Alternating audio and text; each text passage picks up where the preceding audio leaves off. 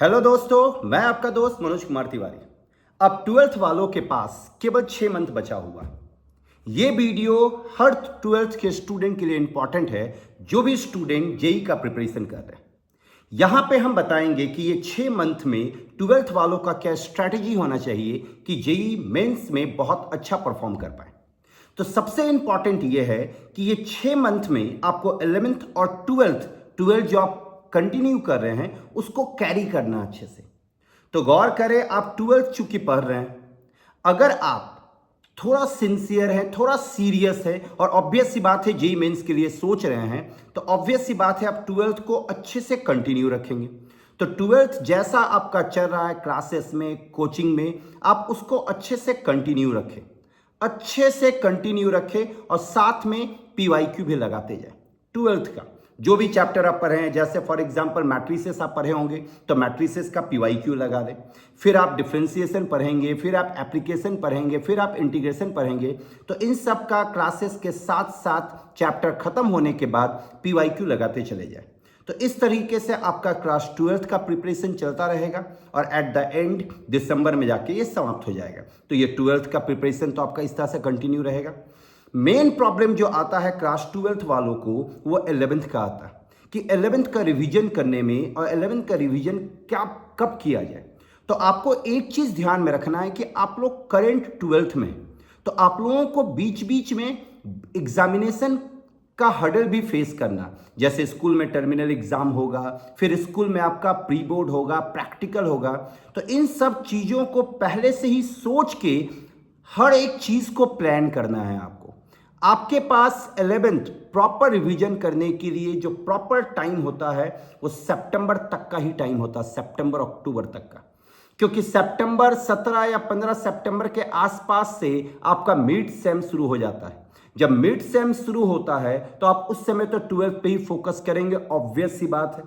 चलिए ठीक है, 12th पे फोकस करेंगे तो इसी बहाने क्लास 12th अच्छे से रिवीजन भी हो जाता है। बोर्ड के बहाने, टर्मिनल एग्जामिनेशन के बहाने कम से कम थ्योरी तो अच्छे से आपका रिवीजन हो ही जाता है। आप क्या करें, अभी जैसे जुलाई चल रहा है, जुलाई अगस्त, और आप जुलाई अगस्त 1.5 महीना हम चलिए पकड़ते हैं। इस 1.5 महीना में आप प्रॉपर 2 से 3 घंटा कोशिश करें एवरीडे 11th को देने का। क्योंकि आप 2 से 3 घंटा अगर आप 11th को देते हैं तो आप मेजर पोर्शन को रिवीजन कर पाएंगे और दिमाग में रख पाएंगे। आपको फिजिक्स, केमिस्ट्री, मैथ्स पूरा 11th रिवाइज करके रखना है। अब पूरा ऐसा रखना है कि कभी भी कुछ भी कोई पूछे तो हम जवाब दे पाए।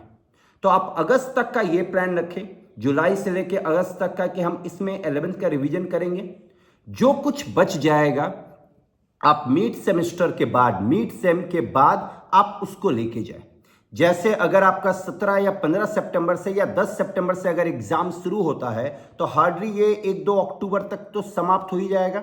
उसके बाद आपके पास पूरा अक्टूबर का मंथ बचेगा, पूरा नवंबर का मंथ बचेगा।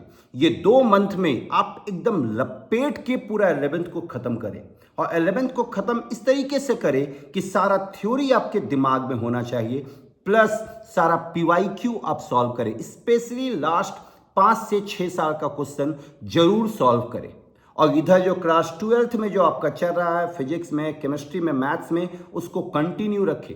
कुछ कुछ बहुत इंपॉर्टेंट चैप्टर है 12th का, उसको तो अच्छे से करें। हालांकि जेई मेंस के लिए सारा चैप्टर इंपॉर्टेंट है, क्योंकि जेई मेंस में क्या होता है, कहीं से भी कोई भी प्रॉब्लम पूछा जा सकता है। तो जेई मेंस के लिए किसी चैप्टर को आपको छोड़ना नहीं है, किसी टॉपिक को आपको छोड़ना नहीं है। जेई मेंस के लिए हर एक टॉपिक इंपॉर्टेंट हो जाता है, याद रखें। जिसके वजह से हम कह सकते हैं कि जेई मेंस का जो सिलेबस हो जाता है वो वास्ट हो जाता है। तो आप दिसंबर तक टारगेट करें 11, 12 सब खत्म करने का। दिसंबर तक टारगेट करें कि आप पीवाईक्यू भी बना लें 25 दिसंबर तक एटलीस्ट। प्लस आप जो टेस्ट दे रहे होंगे, जो कोचिंग में आपका टेस्ट चलेगा, उसको आप हमेशा अच्छे से देने का कोशिश करें। नेगेटिव मार्किंग वगैरह ना हो ये ध्यान रखें, क्योंकि नेगेटिव मार्किंग जो होता है वो स्टूडेंट को पूरी तरह से डुबा देता है। तो नेगेटिव मार्किंग से बचने का हमेशा कोशिश करें, हमेशा प्रयास करें। जितना क्वेश्चन आपको आता है उतना ही क्वेश्चन बनाएं। और नेगेटिव मार्किंग ऐसा नहीं है कि आप एग्जामिनेशन के टाइम जाके ही आप उसको ठीक कर सकते हैं, ऐसा बिल्कुल भी नहीं है, ऐसा होता भी नहीं है। अगर आप नेगेटिव मार्किंग पे अभी से ध्यान नहीं देते हैं तो आप फिर नेगेटिव मार्किंग को सुधार पाना बहुत मुश्किल होगा। इसलिए अभी से जो भी आप टेस्ट देते हैं, फिजिक्स का, मैथ्स का, केमिस्ट्री का, या पूरे सब्जेक्ट का, या तीनों सब्जेक्ट का एक साथ, तो हमेशा ये ध्यान में रखना है कि जो क्वेश्चन हमको आएगा वो हम बनाएंगे और सही बनाएंगे, गलत हम नहीं बनाएंगे। भले इससे आपको एक दो क्वेश्चन का लॉस हो रहा होगा, लेकिन ये चीज़ बहुत आपको जेई में फ़ायदा दे जाएगा। तो इस तरीके से आप प्रिपेयर करें। मेन प्रॉब्लम है 11th का, तो 11th के लिए सही से प्रिपेयर करना बहुत ज़रूरी है और सही से दिमाग लगा के प्रिपेयर करना बहुत ज़रूरी है, प्लानिंग बहुत ज़रूरी है। अगर आपको इसके बाद भी कोई क्वेरी है तो मेरे को कमेंट बॉक्स में आप लोग कमेंट कर सकते हैं। Thank you very much.